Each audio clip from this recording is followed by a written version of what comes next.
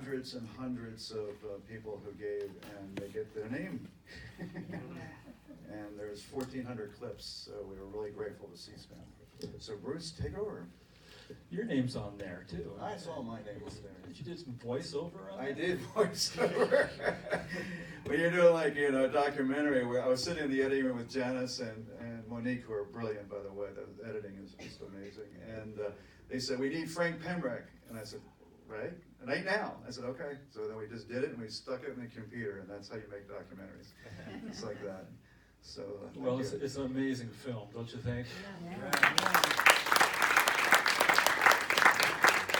It's amazing because we have an amazing subject matter, Molly Ivins. I was really grateful. Well, I was just saying, she's been one of my heroes for a really long time. In fact, she was the journalist that I always wanted to be, and I was not one of those. Bruce Fessier couldn't say that. You said a lot of things, Bruce, in my last 6 films, so I really appreciate your candidness. Well, so, let's talk about the genesis of this film. She died in 2007. It just came out this year. How long has your team been working on this, and what prompted it? well, some people in the audience actually told me they saw the play Red Hot Patriot, and as you know, lots of documentaries, and my good friend Allison Engel, who lives here in Palm Desert, she wrote a play, and I go, you wrote a play? She's never written a play before, so I had to go because she went to all my docs, and it was Red Hot Patriot, the life and times of Molly Ivins, and it was just amazing. I never heard anything about Molly. I cried, I laughed, and I said, if I'm like a social activist, how can I not know about Molly Ivins? And so I went backstage and I said to Kathleen Turner and Allison, has any doc been? And they said, no. I said, okay, I'm gonna do it. And they both said yes. Then I went home to my partner, Dan, and I said, hey, have you heard of Molly Ivins? Are you crazy? You never heard of Molly Ivins? And then he said, look up the book stand. I said, the bookcase. There's 6 Molly Ivins books. I've been sleeping next to Molly for 15 years and didn't know it. So I'm really lucky to have Molly as an inspiration in my life now. Well, I saw on your website or on your Facebook page you have a picture of yourself with Molly Ivins, right? No. Okay. Just the crew. So you never met Molly then? Never got to meet her. All right. I feel like I've met her now after spending 7 years in the editing room with her. So we're definitely good friends. And how about Janice? What was her attraction to Molly Ivins? Same thing happened to me. Janice is like this tough little Jewish, and I say little because she's that tall, woman from Brooklyn, New York, and we've been I've been wanting to work with her. And she has so much chutzpah, and to me, she's little Molly. She's Molly me. And I went to her and I said, I saw this play. Have you ever heard of Molly Ivins? She said, no. I said, go to the play. And she saw the play, and she spent all night long Googling and seeing Molly stuff. And then a week later, Molly gave her entire estate to the ACLU and to the Texas Observer. And so they were very excited that we would be getting Molly's message out. So 50% of the profits from the film go to the Texas Observer and to the ACLU. Wow. And so we're excited about that. I can't believe that you guys had such passion without having read her material. She really was a legend, and you must have really done a deep dive to have developed a passion for her like you did. And have you encountered anybody else like her in journalism? Well, there's lots of, that's a great question. There's lots of people out there like John Oliver and Jon Stewart, and what I love the section on with Rachel Maddow when we were in New York with Rachel. That to me, to see Rachel so deeply touched by Molly's life. I didn't know that the connection was there between her and Molly and how she was inspired by Molly, and she says it so beautifully. I can't do what Molly does, because Molly was a staff of 1 with chief of staff, right? And all these other people have like staffs of 7, and I was just at KMIR. They had like 20 people in the newsroom looking for stuff, and it was just Molly at home. You saw her office. It's Molly and me, and so I think that was one of the most impressive things. And two columns a week. writing books. I mean, when, you know, she never slept, but yeah, I think that's what impressed me the Well, most. there used to be people like Mike Royko who would write 5 or 6 columns a week like that, you know? I mean, On a typewriter. you go back to Mark Twain and Mark I.F. Twain, Stone, right. and there is a grand tradition in print journalism of that type of acerbic humor. Yeah. And you mentioned a couple people in television, Yeah. and it continues on television, but it has been lost in print journalism. Yeah. I think she is the last of her kind. I think Maureen Dowd is a very good writer. You know, Yeah, she's a yeah. great storyteller, Yeah. but she's an insider. You know, if you read her columns, she refers to her sources like Hillary. She calls her Hillary, right? Yeah, and she is so close. She goes to parties with people. She throws parties for her celebrities, Right. and then she comes up with good material. Molly chose to be an outsider, and that's really, really tough on your private life. I mean, why do you think that there isn't anybody like that in print journalism anymore?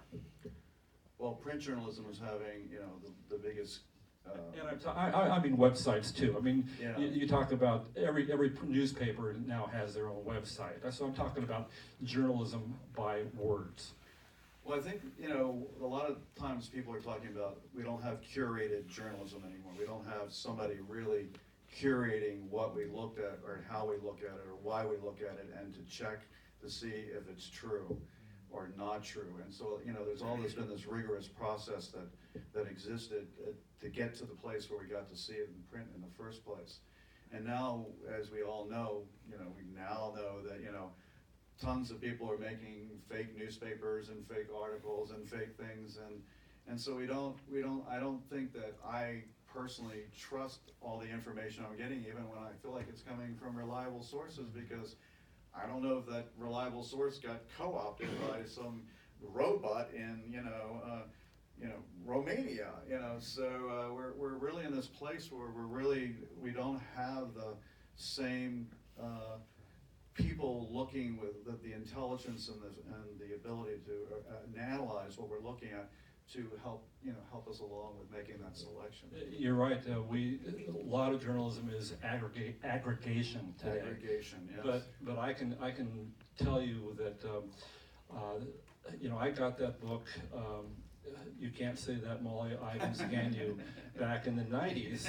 A friend of mine gave that to me because I was going through some pains in corporate journalism, and I'll tell you one of my theories of why we don't see that anymore today, because I used to write a humor column, and I used to make fun of people that were popular and could handle it, but I got a threat of a lawsuit one day and got called into the editor's office, and we got a call with our Gannett attorney, and the attorney said, we only, in journalism today, we have limited resources, limited legal resources. We have 2 attorneys in the entire corporation, and each of them charge $500 an hour. Now, do you think that we should be spending $500 an hour defending the First Amendment or humor columnists?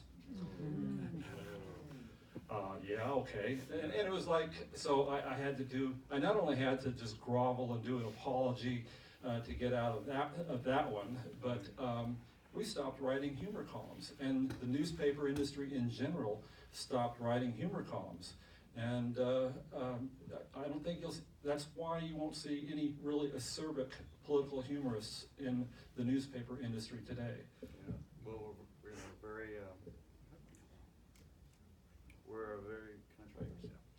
we're a very litigious society, and it's really been to our disadvantage. But I think that one of the things that's happening, and I'm sure a lot of you probably are advocates because you're here tonight, is that documentaries have been an incredible resource for information that we would never hear or see. And I can see Sid, you know, from the Palm Springs Film Festival, who's seen a lot of my documentaries, but, you know, I did a film on North Korea on concentration camps. Do you think it's relevant today? You know, that film is still out there letting people know that there's hundreds of children in concentration camps in North Korea. Well, we're calling him our boyfriend. So, you know, there's and the same thing that did in the Ukraine, following the Ukraine situation there. The woman Yulia Chuchenko, who's in prison right now, who's in the news right now because she's put away because she said something about controlling the gas industry by the Russians. So this kind of information is coming through documentaries because documentary filmmakers can go into depth. I go to the IDA Awards, the International Documentary Association Awards. Documentary people are losing their lives, to make these films. The one who did the film on the drug barons in Mexico, gone. So, it's not print journalism, but it's certainly one of the things that we can rely on now that that information is getting out there, and we have Amazon and Netflix to get those things out to. I know I watch documentaries all night long, so it is a repercussion of the fact that print journalism is dying. Documentary films are more popular than they've ever been before. Yeah. How is this film doing? I mean, it's been on the film festival circuit for a while, and it's just coming out in general release now. How can you talk a little bit about? I know it did pretty well in Texas. We did a sneak preview in Texas, and oh my God, it was insane. We also had Rick Linklater come out and do the Q&A. I mean, lead it. He's a great filmmaker. And South by Southwest? South by Southwest. So before we opened the film, we did like a live broadcast of Texas. In Texas, I learned a lot. Texas for us from the very beginning became a character, a really important character. And it was when we were editing, we had the choice of like more interviews in Mali or in Texas. And we kept on we had 45 interviews. You can see we're down to way less than 45 interviews just so we can have Molly tell Molly's story. Because every time she wasn't on the screen, I'd go, where's Molly? We kind of miss Molly. So I think that's one of the things the critics have been really great about. They really understand the editing process and the choices we made and why it's so important to get out of the way and let Molly tell what's happening. And she does it only, who else could tell Molly except for Molly, as you can all know. So that's how we made those choices. Do you have any other good Molly Ivins stories that didn't make it into the film? Well, one of my favorites is when she was she was anti-gun violence. She said, "I'm not anti-gun, I'm pro-knife." So, and then there was one, I know this is not going to come over funny, but it was funny to me because she said, "Watch out, women and children, the Texas ledge is about to open." So, I know that's not as funny, but I like that line. So she was always saying stuff. I think that Molly was Twitter ready. She had those phrases. She would out-Twitter you-know-who. Oh my God, you-know-who would be burning up with her Twitter tweets. Yeah, she had some great material in Texas too. One of my favorite columns that she wrote was she was talking about this representative in the legislature who was trying to prove that the assemblyman there didn't actually read or research any of the material they voted on. And there was this one guy who introduced a resolution for this guy who had apparently done great contributions to population control. That Molly was saying things that are so true now that it's kind of scary. But I think that we made this film because we wanted to, at least I made the film because I'm a political activist. I felt like Molly could give us hope. I think Molly is one person who made a huge difference. And I think her message to all of us is that we individually can make a difference. And I know that I can, the film I made on North Korea, the guy who was the ambassador to human rights to North Korea, showed it to the European Parliament, and people were learning about the horrors of horrors. So this is something we all can do. Just getting the word out about Molly and the film, the more people that see it. A little girl saw it in Texas, and she came up to Janice and said, "I'm starting a school newspaper," and that's what we made the film, right? She's 12 years old, and she's going to write a newspaper, and I know she's going to make a difference in her high school. So every one of us have that. my wife reminded me that we didn't introduce you. This is James Thank you, Egan, Jane. the producer of this film, one of the producers of this film, and he's just had a stellar career as a documentary filmmaker. Can you just talk a little bit about a couple of your other films? I mean, I've seen. Well, I go ahead. Bruce has seen and reviewed them all, so I have to be really careful. Bruce has been great. You know, I've started out, I made a film, I ran a school for wounded warriors up in Camp Pendleton and 29 Palms, and we did short films, and we did a little film. And I say this because I've made all kinds of documentaries that Bruce has seen, but this little film we made on the children of the deployed within the elementary school up here, and the impact of war on the children when their parents are away. This little film, made by a wounded warrior, we showed it, I'm a professor at USC, we showed it to the social research department. They showed it to Mrs. Buck. You gonna hear? Yeah, well, first, They're gonna get the poster I first. get the poster first. Right? So, Stay closer. Okay. Here you go. so that was an amazing film. Thank you. What I'd like to know is, what inspired you to make this film? My friend is Allison Engel, and she and her sister wrote the play on Molly Ivins, and I had to go because she went to see my film, so I had to go see her play. And I'd never heard of Molly Ivins, and I literally cried and laughed, and I was so inspired by Molly. And I said, if I don't know about Molly, how many people are out there like this? And so I decided I'm going to make a documentary, and so we took off and put everything on our credit card, and Janice and Carlisle went out to Texas, and we started interviewing people, and that's how it happened. That was 7 years ago. And it's mostly women.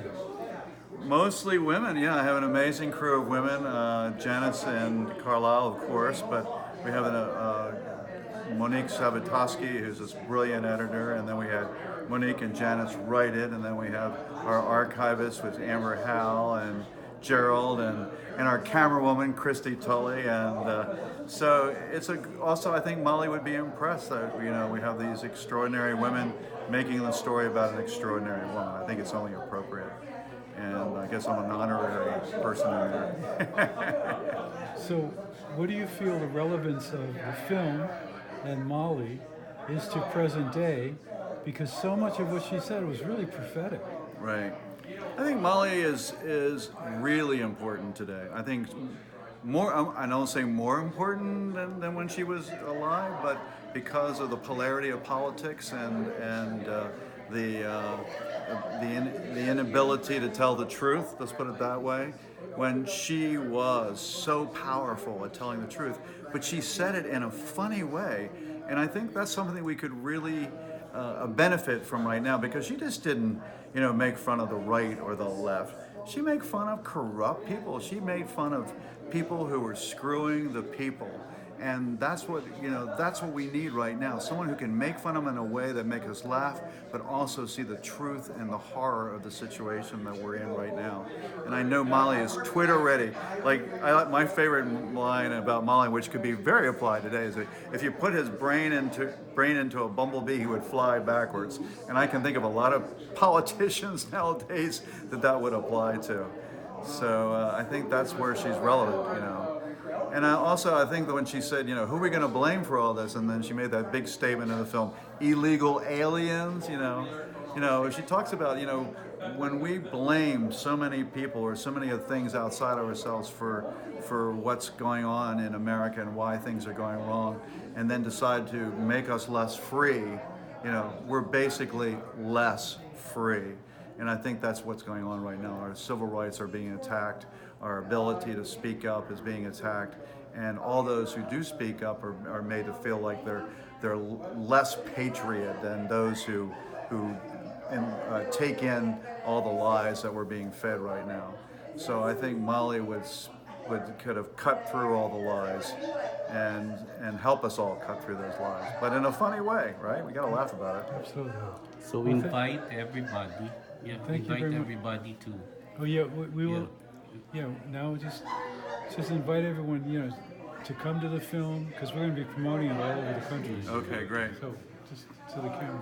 So For all you people who would like a good laugh and really want to have a good time, and also Molly I would say, you know, the greatest form of free entertainment is politics, and I think we could really use Molly's voice now to help us to see the entertainment about politics. This film is playing in 88 theaters across the country, where our profits go to the ACLU and to the Texas Observer.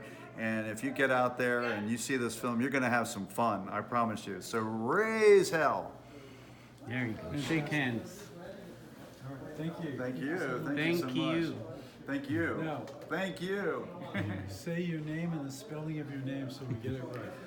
I'm James Egan. I'm the producer of Raise Hell, The Life and Times of Molly Ivins. JAMESEGAN.